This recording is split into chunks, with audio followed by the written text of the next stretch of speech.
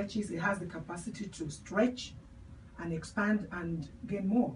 Absolutely. So, for instance, now you as a teacher, if you're coaching a young person, you're giving them extra class, if you give them something that is higher than what they do, how do you know?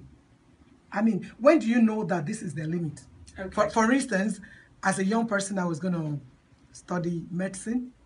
Oh my God, in Africa that time, it's either you are a science student and you are very brilliant, those of us in science class, or you are in arts class, not even knowing that I'm going to end up as a media person, you know. Oh, you have to do medicine, you have to do research, you have to do engineering and stuff like that. And at that time, I wouldn't tell you I was I wasn't the best, but I aspired to do it and I was trying to do it. But it got to a time I did the exams and I didn't pass up to that cut-off point. I mean, how do you know, you, even as an educator and someone who has done it before, that you have reached the limit of that child? Peradventure, you have set a goal that is higher for that child. How do you know? Okay. Right. When I set a goal for a child, for example, my daughter this year is in year 8, and I set a goal for her that it's A stars in all subjects. Now, I would consider my daughter to be of the brightest, the sharpest kid. I would say she's in the 3/4. Okay. Yeah. Okay. So she took on the challenge. We had lots of incentives as well, so that obviously to keep the motivation going.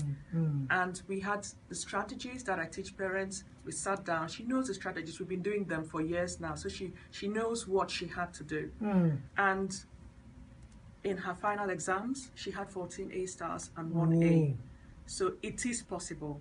If, for example, a child finds geometry or algebra, she struggles with it, what I suggest, do it every day for 1 week. When I introduced long division to my daughter when she was in year 3, she struggled with it. And what I did is every day for 1 week, we did long division. And by the end of it, she grasped it. So it takes a bit of patience to go through it. Now, I'm not saying that all students would necessarily be A-star students. But what I'm saying is that a lot of students are underachieving. We have students achieving FG grades when there's students that with a bit of input, with a bit of parental input could actually get a C. At least do much better than where they are. Do much better than where they are to open up their options and their opportunities. Yes, so I am of the impression, get the child to do, don't limit what the child can do. Get them, give them a good challenge, give them a good reward for challenging themselves. And